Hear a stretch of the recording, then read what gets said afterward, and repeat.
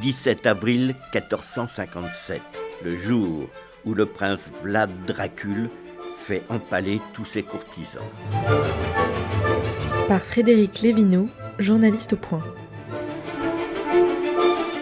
10 ans après l'assassinat de son père et de son frère lors d'un soulèvement, le prince Vlad Dracul reconquiert le trône de Valaquie. Il a alors une seule idée en tête, faire payer aux aristocrates valaques la mort de son père. Le dimanche 17 avril 1457, il les invite tous dans son château de Targoviste pour fêter la résurrection du Christ. Alors que le festin bat son plein, des dizaines de gardes envahissent la salle. Stupéfaction des convives. Le prince Dracul annonce alors que tous les chefs de famille seront empalés pour avoir trahi son père 10 ans auparavant.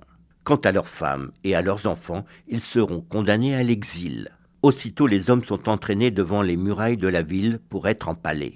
C'est la méthode turque qui est appliquée. Les bourreaux empoignent un maillet avec lequel ils font entrer un pieu dans l'anus des condamnés allongés. L'opération se fait très lentement, centimètre par centimètre, car le pal doit traverser tout le corps sans toucher le moindre organe vital. Une mort immédiate serait encore trop douce. Une fois le pal ressorti par le thorax ou par la bouche, il est planté en terre. Certains suppliciés survivent ainsi plusieurs jours sous les yeux de la population terrorisée. Entre-temps, les soldats de Vlad ont entraîné les familles des condamnés dans une mortelle randonnée d'une centaine de kilomètres. Les vieillards, les femmes et les enfants meurent par dizaines en cours de chemin. Les survivants arrivent enfin dans un coin isolé des Balkans pour y construire une forteresse durant de très longues années.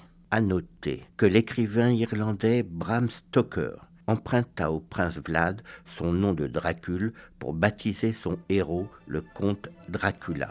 Mais rien de commun aux deux hommes. Vlad n'était pas vampire et le comte régnait sur la Transylvanie, pas la Valaquie. Une série réalisée par Megan Kieki.